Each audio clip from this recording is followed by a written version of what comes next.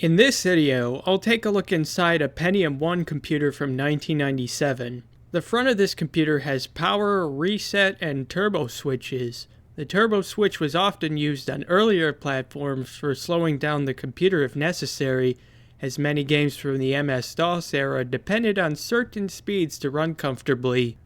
Pentium computers don't have the turbo switching capability, making this switch kind of useless. Above the switches, there's a CD-ROM drive for reading 700 megabyte read-only optical discs, as well as a 1.44 megabyte floppy drive, which can read and write to floppy disks of that tiny capacity. The back of the computer has a variety of ports, including a power connector, an old-fashioned AT keyboard connector, 2 serial ports, and a parallel port. The 2 serial ports have different connectors, but they are functionally identical. I'll explain the rest of these ports as I go through the inside of the computer.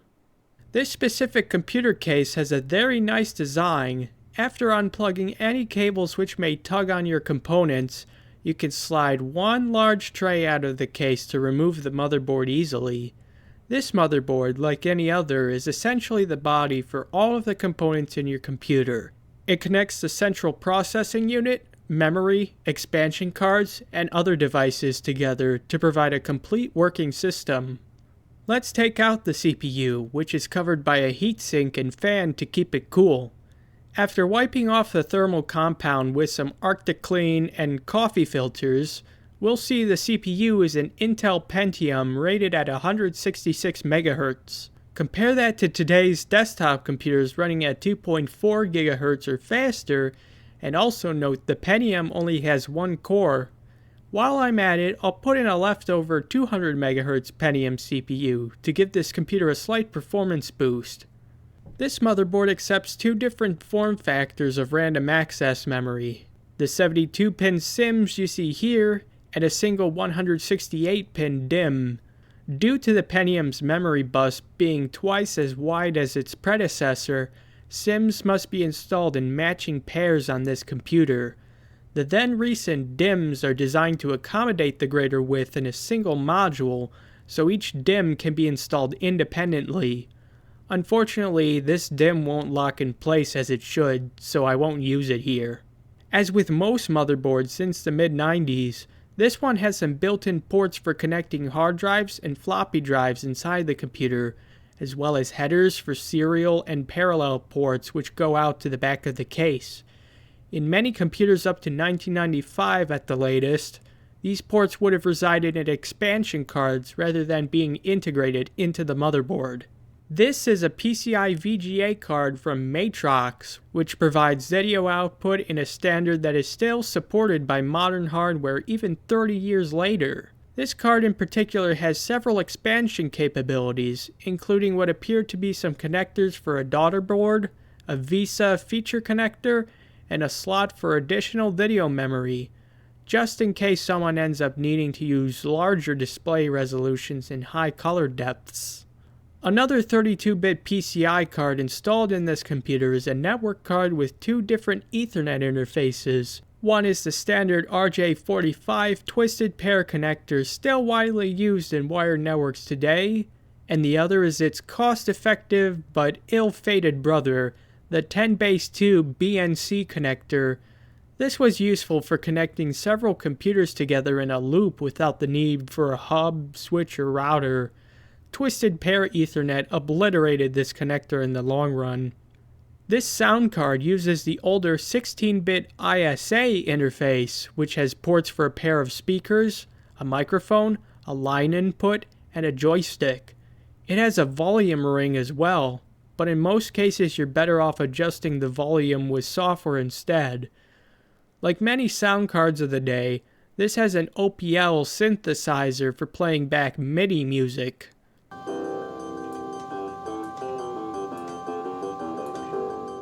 This dial-up modem here uses a slower 8-bit ISA interface, but can be recognized in a 16-bit slot with no trouble. Such modems like this had 2 landline phone jacks, one for connecting to a phone jack in the wall, and another to pass through to a handset. In the late 90s, most people had to settle for these modems to get on the internet.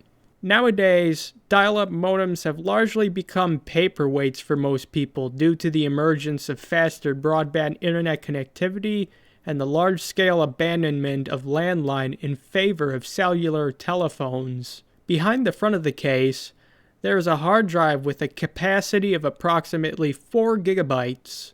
It uses the IDE interface, which has enjoyed a good run in many computers for about 25 years, but has been replaced by the faster and smaller SATA interface. This 20-year-old hard drive still works perfectly in spite of its aging mechanics, a testament to the build quality of hard drives from long ago.